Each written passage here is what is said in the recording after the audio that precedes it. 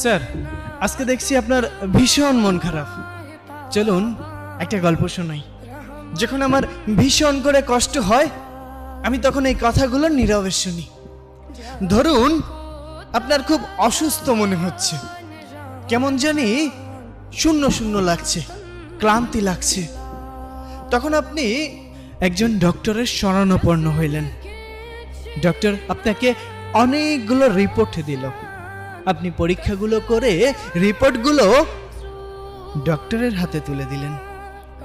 Doctor রিপোর্টটা হাতে নিয়ে আপনার মুখের দিকে তাকাচ্ছে, আবার রিপোর্টের দিকে তাকাচ্ছে। তখন আপনাকে জিজ্ঞাসা করলো, আপনার সাথে কেউ আসেনি? তখন আপনি বললেন, না, আমি একাই এসেছি। অনেক দিন ধরেই ক্লান্ত মনে হচ্ছে, কেমন জানি মনে হচ্ছে, আমি জানি না।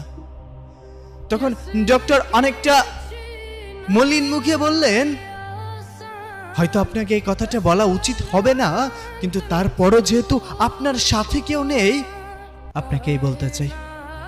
আপনি আর 2 মাস বাঁচবেন। আপনার জীবনের সব ইচ্ছা আকাঙ্ক্ষা সবকিছু পূরণ করে নিন। যদি কোনো কিছু ইচ্ছা অপূরণীয় থাকে, আপনি পূরণ করে নিতে পারেন। এই 2টা মাস আপনি এই পৃথিবীকে দেখে নেন। আপনার যে রোগ ধরা পড়েছে, আমি সে রোগের নাম নিতে চাচ্ছি না, তবে ভেঙে পড়বেন না। মানুষ মাত্রই মরণশীল, আজ না হোক কাল ঠিকই চলে যেতে হবে। আপনাকে এজন্যই সতর্ক করে দিলাম, কারণ আমি এমন রোগী অনেক দেখেছি। ঠিক তখন আপনি স্তব্ধ হয়ে গিয়েছেন। আপনার এত ক্ষমতা, এত জোশ, এত টাকা, এত অর্থ সম্পদ কোথায় যাবে? কোথায় যাবে? যত বড়ই শক্তিশালী মানুষ হোক না কেন, মানুষ তো মরণশীল। আপনি রিপোর্টগুলো হাতে নিয়ে হসপিটাল থেকে বের হয়ে যাচ্ছেন। আপনার চোখে মুখে মলিন একটা ভাব। আপনি 4-5টা খুব মনোমুগ্ধকর ভাবে তাকিয়ে আছেন, প্রকৃতি দেখছেন। কেমন জানি আপনার এই প্রকৃতি ছেড়ে যেতে মন চাচ্ছে না।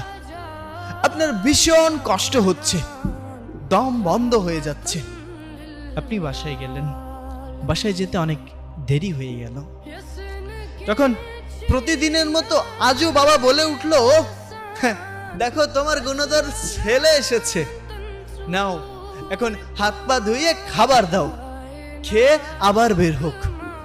সারাদিন তো কোনো কাজকর্ম নেই, ঘুরবে ফিরবে আর বাবার ঘাড়ে বসে খাবে। আপনি কথাগুলো শুনছেন, কিন্তু আজ আর কোনো প্রতিবাদ করলেন না। আজ শুধু নীরবে শুনে গেলেন কথাগুলো। ওপাশ থেকে মায়ের কণ্ঠ ভেসে আসলো, টেবিলে খাবার আছে, নিয়ে খেয়ে ঘুমিয়ে পড়। আমি কোনো কথা বললাম না, চুপচাপ টেবিলে গিয়ে খাইতে বসলে। কি মনে হবে? বারবার মনে হচ্ছে খাবার এক এক লুকমা যখন মুখে দিচ্ছেন, আপনার কাছে মনে হচ্ছে এটাই হয়তো শেষ মায়ের হাতের রান্না। আপনার খুব ভালোবাসা পেতে ইচ্ছা করছে। চোখের পানি খাবারের প্লেটে এসে পড়ছে। আপনার ঘটনা তো কেউ জানে না।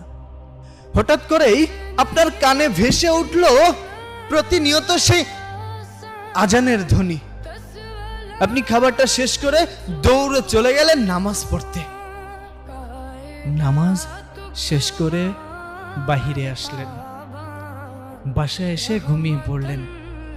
সকালে ঘুম থেকে উঠে ফজরের নামাজ আদায় করে প্রকৃতির সৌন্দর্য উপভোগ করছেন। কত সুন্দর পাখির কিচিরমিচির, সূর্যটা কত সুন্দর লাল রক্তিম ধারণ করে আছে। সবকিছুর প্রেমে পড়ে গেলেন। আগে কখনো কোনোদিন এই প্রকৃতি ঠিক এমন করে আপনি দেখেননি, আপনার কাছে এমন করে মনেও হয়নি। এসব ভাবতে ভাবতে আপনি সামনের দিকে এগিয়ে যাচ্ছেন। হঠাৎ করেই আপনার সাথে সেই মানুষটির দেখা হলো, যেই মানুষটাকে আপনি একদম সহ্য করতে পারেন না। স্যার, একটু ভাবুন, তখন আপনার ইমোশনটা কেমন হবে? আপনি তার সাথে তর্ক বিতর্ক করার বদলে তাকে বুকে টেনে নিলেন। সে অবাক হয়ে গেল, কি হয়েছে? আপনি কান্না করে দিয়ে সামনের দিকে আগালেন।